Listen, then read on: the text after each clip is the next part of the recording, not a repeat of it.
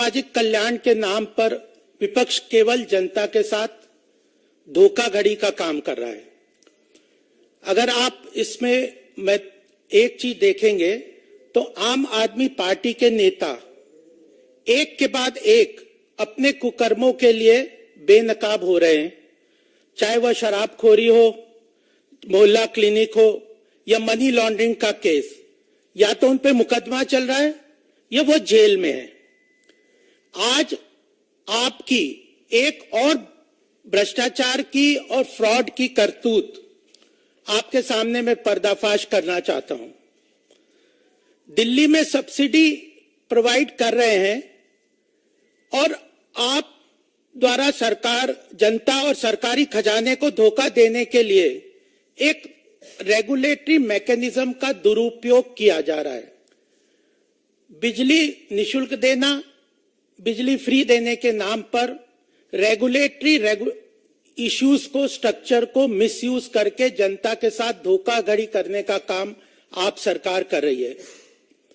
और देश की जनता के साथ सामाजिक कल्याण के नाम पर विपक्षी दल झूठे वादे और धोखाधड़ी से भली भांति हम सबको परिचित होना आवश्यक है। अगर इसकी सच्चाई नहीं खुलती सबके सामने तो जनता कहीं ना कहीं बरगलाने का काम ये जो कर रहे हैं वह साफ होके नहीं आता। और इसमें सबसे महत्वपूर्ण बात यह है कि यह अकारण नहीं है। 2014 में जब हमारी सरकार आई थी तो भारत की अर्थव्यवस्था फ्रेजाइल 5 के अंतर्गत थी। इसका ऐसा नहीं है कि बिना किसी कारण से यह हो गया था। चारों तरफ भ्रष्टाचार, लीकेज, भाई भतीजावाद और वित्तीय अनुशासनहीनता चल रही थी उसमें। और जब 2014 के बाद यह इसीलिए नहीं कि जो फ्रेजाइल 5 इकोनॉमी जो भारत की हो गई थी वो इसी कारण हो गई थी कि इन सब कारणों के कारण अर्थव्यवस्था को डिस्टर्ब कर दिया था। और उसके बाद 2014 से उसके बाद 9 वर्ष में इकोनॉमी में क्या आवश्यकता है कि रोबस्ट रिफॉर्म्स हो, फिस्कल रिस्पॉन्सिबिलिटी हो, साउंड मैक्रो इकोनॉमिक पैरामीटर्स हो, ईज ऑफ डूइंग बिजनेस हो, ईज ऑफ लिविंग हो। बीजेपी सरकार, मोदी सरकार ने पिछले 9 साल में अपना फोकस इन चीजों में किया, चाहे भ्रष्टाचार से लड़ाई की बात हो, लीकेजेस को जन कल्याणकारी योजनाओं से खत्म करना हो। क्लियर कट एजेंडा के अंतर्गत मोदी सरकार पिछले 9 वर्ष में काम कर रही है। और एक दूसरी तरफ अपोजिशन के पास ना कोई रोड मैप है, ना एजेंडा है, और अपना वर्तमान में राजनीतिक रास्ता ढूंढने के लिए इररेलेवेंट पॉलिसीज और अनएथिकल मीन्स के द्वारा जनता को बरगलाने का काम अपोजिशन कर रही है। इसके बहुत सारे एग्जाम्पल हैं, जिसमें से एक महत्वपूर्ण एग्जाम्पल मैं और आपके सामने रखूंगा। अभी रिसेंटली कर्नाटक में जो डिप्टी प्राइम मिनिस्टर ने खुद ये कहा कि हमने प्री पोल अनाउंसमेंट जो किए उसमें से 40,000 करोड़ डेवलपमेंटल प्रोजेक्ट से डाइवर्ट करके हमें अपने पोल प्रोमिसेस को फुलफिल करने के लिए डाइवर्ट करना है। तो डेवलपमेंट एजेंडा को डिस्ट्रॉय करते हुए यह काम विपक्ष की सरकार कर रही है। जब हम दिल्ली में बिजली की सप्लाई की बात करते हैं, यह पूरी तरह से एक तरीके से diversion of limited state resources for buying boats का एक एग्जाम्पल है। और वह उसका पर्पस क्या है? Purpose of appeasement of certain sections of the society. यह देश की अर्थव्यवस्था के लिए भी बहुत नुकसानदेह है और खराब है। फॉल्स प्रॉमिसेस, यही नहीं, फॉल्स प्रॉमिसेस कर दो, fraud on fiscal status of the government, ये और फाइनेंशियल जगलरी, ये तीनों के माध्यम से जनता को बेवकूफ बनाने का काम अपोजिशन कर रही है। फॉल्स प्रॉमिसेस हो या फ्रॉड ऑन फिस्कल स्टेटस सरकार के अर्थतंत्र पे, या financial jugglery, manipulation of financial records का काम कर रहे हैं। उसका जो एग्जाम्पल है वह है दिल्ली स्टेट में इलेक्ट्रिसिटी, जिसकी मैं बात करना चाहता हूं। दिल्ली में अगर आप डीआरसी और जो प्राइवेट डिस्कॉम कंपनीज बिजली सप्लाई करती है और उसके अंतर्गत उन 3 कंपनियों में रेगुलेटरी एसेट्स क्रिएट हो जा रहे हैं। वो रेगुलेटरी एसेट्स क्या हैं? वो रेगुलेटरी एसेट्स हैं, सरकार जो कंपनियां डिस्कॉम से बिजली को डिस्ट्रीब्यूट करने की जो कंपनीज हैं, वह जनता को एक प्री फिक्स रेट पे बिजली सप्लाई करती है, लेकिन अगर उसकी कॉस्ट उस रेट से ज्यादा है तो जो डिफरेंस है वह रिकवरेबल अमाउंट के अंतर्गत उनकी बैलेंस शीट में खड़ा हो जाता है। अगर वह सरकार उस डिफरेंस अमाउंट को उन बिजली की कंपनी को देती है तो सब्सिडी के माध्यम से वह रिकवरी होती है।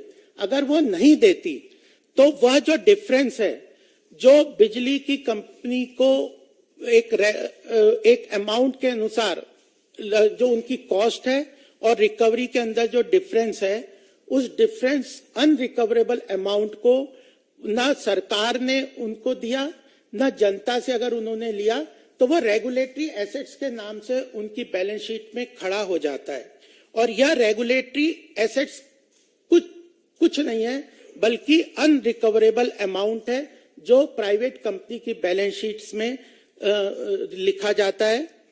और यह ऐसा नहीं है कि छोटा मोटा अमाउंट है। अगर हम 3 रेगुलेटरी कंपनीज को देखें, बीएसईएस राजधानी, बीएसईएस यमुना पावर और टाटा पावर कंपनी, इन तीनों कंपनियों के बैलेंस शीट्स को जब हमने अध्ययन किया तो पिछले कई वर्षों से, खासकर 2014 से जब दिल्ली में आप गवर्नमेंट आई है, अंडर रिकवरी अमाउंट, एक तरफ तो वो कह रहे हैं कि जनता को हम निःशुल्क फ्री बिजली दे रहे हैं, कम कॉस्ट पे दे रहे हैं, और उन कंपनियों को वह पैसा नहीं दे रहे, तो वह अंडर रिकवर्ड अमाउंट जो है उनकी बैलेंस शीट्स में अन रेगुलेटरी एसेट्स के नाम से खड़ा हो जा रहा है। और एक तरीके से वह जो अमाउंट है वो कंपनियां फ्यूचर में पब्लिक से रिकवर करेगी।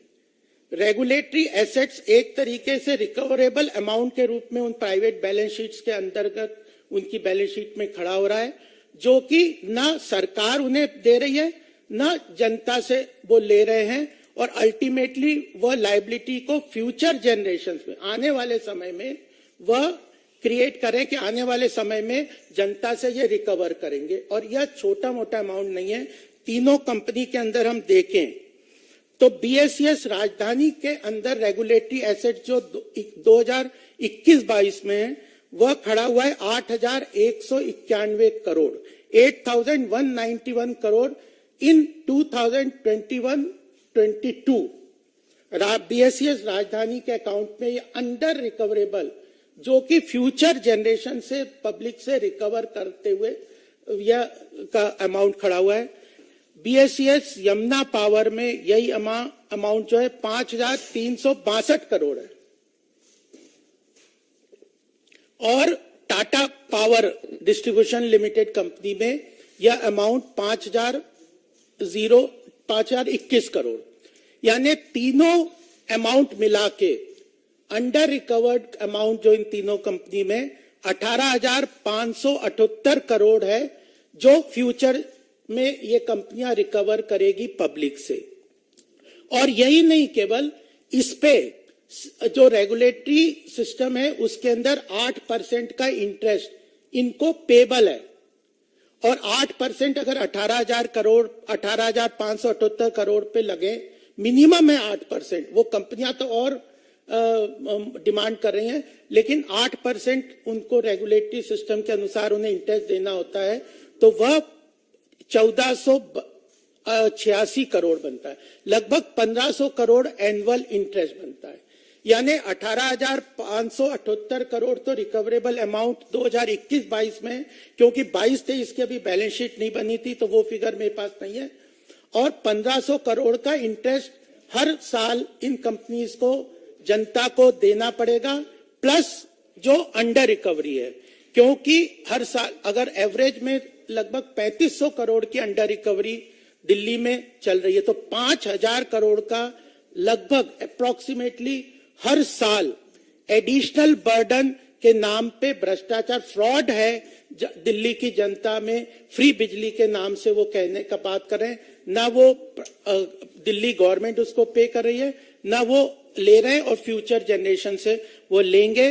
तो 5,000 करोड़ का एडिशनल बर्डन दिल्ली की जनता को फ्यूचर के में बिजली के नाम से देना पड़ेगा, in addition to approximately 18,500 crore.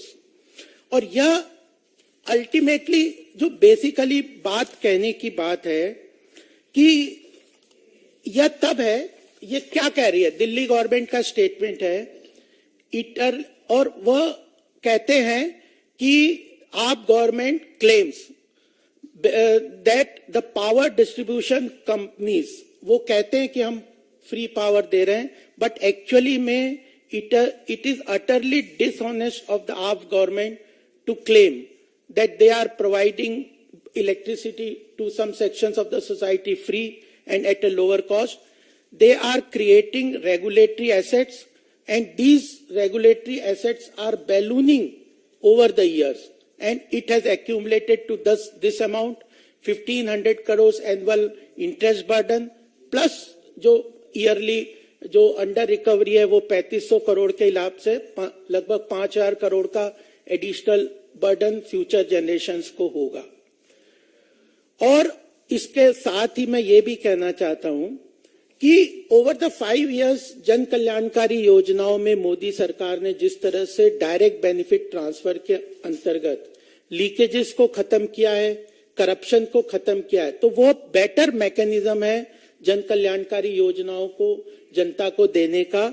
और उसमें Delhi government is not doing that. यह जो पैसा जो भी वो देते हैं, जितना भी अमाउंट सब्सिडी का लगभग 3,200 करोड़ दे रहे हैं, ये जो मैंने अमाउंट बताया उसके ऊपर के सारे अमाउंट है।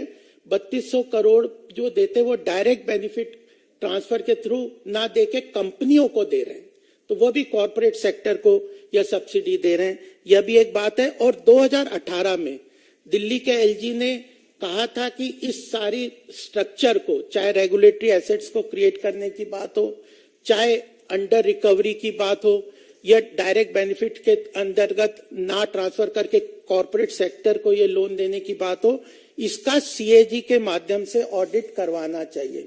लेकिन 2018 से दिल्ली गवर्नमेंट, आप गवर्नमेंट इस चीज के लिए एग्री नहीं कर रही, और वह सीएजी ऑडिट के लिए इन कंपनीज के ऊपर इसको अंतर्गत लागू नहीं कर रही।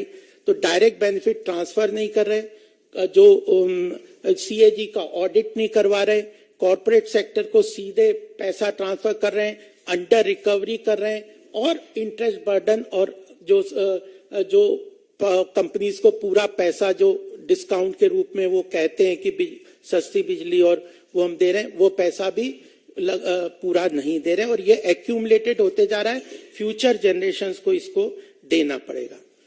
और मैं यह भी बात कहना चाहता हूं कि अल्टीमेटली इकोनॉमी में कोई फ्री लंच होता नहीं है। अगर आप जन कल्याणकारी योजनाओं में प्रॉपरली बजट कर रहे हैं, सरकार अगर कोई जन कल्याणकारी योजना अनाउंस करती है तो उसको अपने बजट के प्रावधान के अंतर्गत उनको अगर पैसा देती है तब तो ठीक है, otherwise it is a fraud on the people, it is a manipulation and financial jugglery on the part of the government, those who do. और इसके एग्जाम्पल एक नहीं है, कई है। मैंने कर्नाटक का आपको बताया, पहले भी हमने देखा कि यूपीए सरकार ने ऑयल बॉन्ड्स के रूप में 1.25 लाख करोड़ का liability oil distribution marketing company को ना देके फ्यूचर जनरेशंस में उस लायबिलिटी को डाला। ऐसे ही एफसीआई को पब्लिक बोरोइंग करके 2 लाख करोड़ का जो उनका डेट था वो उन्होंने न बजट में प्रावधान किया, न खुद पे किया।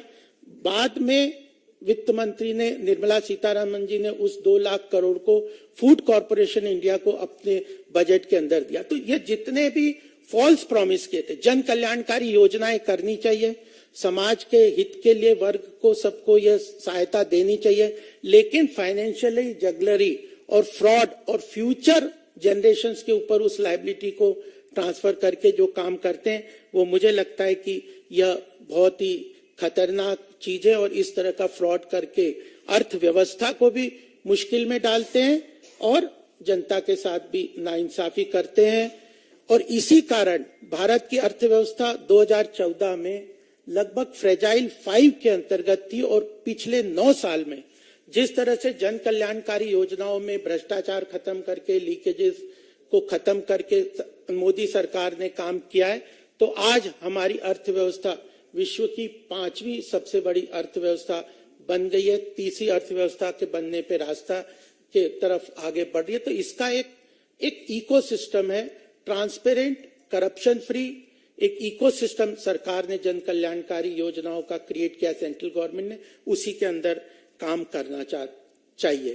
तो यही मुझे बात करनी थी कि जो दिल्ली में फ्रॉड कर रहे हैं आपकी सरकार, वो भी जनता के सामने आना चाहिए। रेगुलेटरी एसेट्स या किसी भी रेगुलेटरी मैकेनिज्म को अगर प्रावधान कहीं है जो कि क्लियर कट उसमें कहा हुआ है कि जो सेंट्रल रेगुलेटरी कमीशन ने कहा है, उन्होंने ये क्लियर कट कहा है कि जो रेगुलेटरी एसेट्स क्रिएट करते हैं वो only in case where there is a natural calamity और फोर्स मेजर कंडीशन है। कोई प्राकृतिक आपदा अगर आती है तो तभी इन चीजों का इस्तेमाल